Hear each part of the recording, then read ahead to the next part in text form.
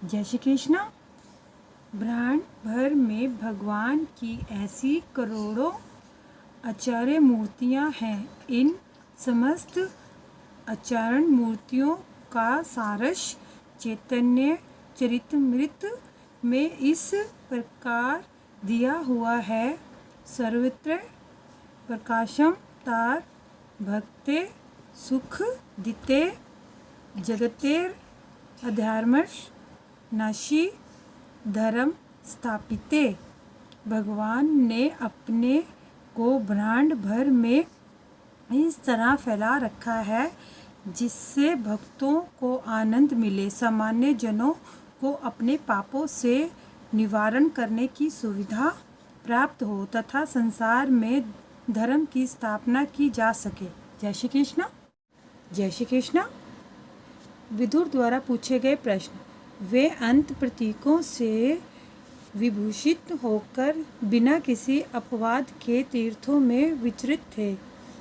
पुरुषु अयोध्या द्वारा और मथुरा जैसे स्थानों में पुण्य उपवन पवन पर्वत कुंजु उद्यान में आपका पापरहित तैशु पानी में सरित नदी सरहसु झीलों में अंतन लिंग अंतर के रूप समालंका तेषु इस प्रकार सुशोभित चर्चा पूरी की तीर्थ स्थान खंडों में पवित्र भूमि अन्यथा कृष्ण को अकेले या केवल देखना। जय श्री कृष्ण। वे एकमात्र कृष्ण का चिंतन करते हुए अकेले ही विविध पवित्र स्थानों तथा अयोध्या द्वारका तथा मथुरा से होते हुए यात्रा करने निकल पड़े। उन्होंने ऐसे स्थानों की यात्रा की जहाँ की वायु पर्वत बगीचे नदियाँ तथा झीलें शुद्ध तथा निष्पाप थी और जहाँ अंत के विग्रह मंदिरों की शोभा बढ़ाते हैं। इस तरह उन्होंने तीर्थ यात्रा की प्रगति संपन्न की। जय श्री कृष्ण। जय श्री कृष्ण। तात्पर्य। भगवान के आचार्य रूपों को नसीहत जन मूर्तियाँ मान सकते हैं, किंतु विदुर या उनके अन्य अनेक सेवक ऐसा नहीं मानते। भगवान के स्वरूपों का उल्लेख यहाँ पर अंतलिंग के रूप में हुआ है। भगवान के ऐसे रूपों में असीम शक्ति होती है जो स्वयं भगवान जैसी ही होती है। अर्चा की शक्तियों तथा भगवान के साकार रूपों की शक्तियों में कोई अंतर नहीं होता। जय श्री कृष्ण।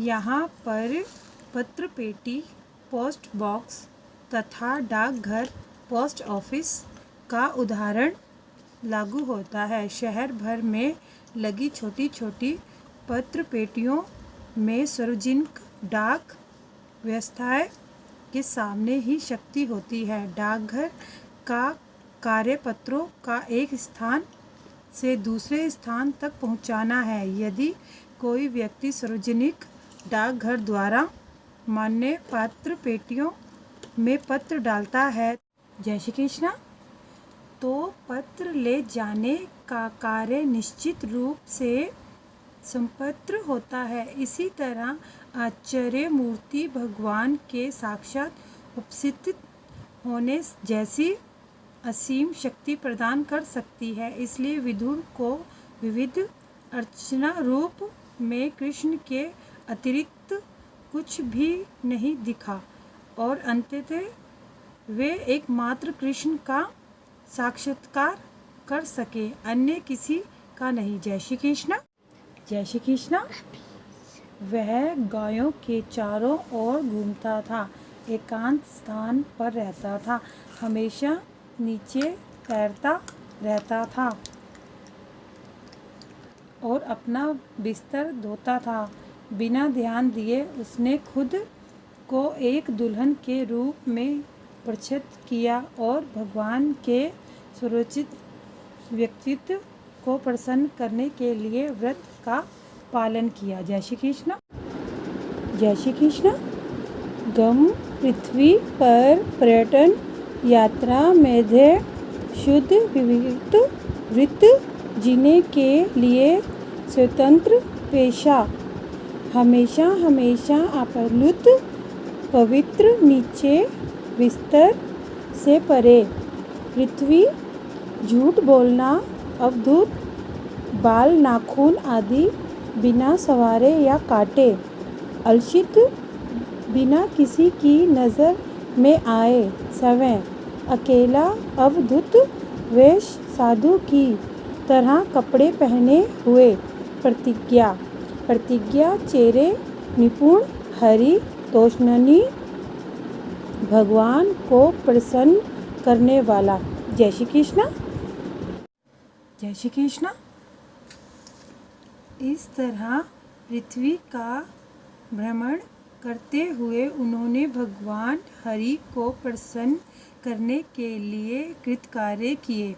उनकी वृत्ति शुद्ध एवं स्वतंत्र थी। वे पवित्र स्थानों में स्नान करके निरंतर शुद्ध होते रहे। यद्यपि वे अवधूत वेश में थे, ना तो उनके बाल संवरे हुए थे, ना ही लेटने के लिए उनके पास बिस्तर था। इस तरह वे अपने तमाम परिजनों से अलसित रहे। जय श्री कृष्ण। जय श्री कृष्ण। तात्पर्य: तीर्थ यात्री का सर्व प्रमुख कर्तव्य कृतकार्य भगवान हरि को प्रसन्न करना है। तीर्थ यात्रा करते समय उसे समाज की प्रसन्नता की चिंता नहीं करनी चाहिए। उसे सामाजिक औपचारिकताओं या वृत्ति या वेश पर निर्भर रहने की आवश्यकता नहीं रहती। उसे सदा भगवान को प्रसन्न करने वाले कार्य में लीन रहना चाहिए। इस तरह विचार तथा कर्म से शुद्ध हुआ तीर्थयात्री तीर्थ यात्रा की विधि से परमेश्वर का साक्षात्कार कर सकता है। जय श्री कृष्ण।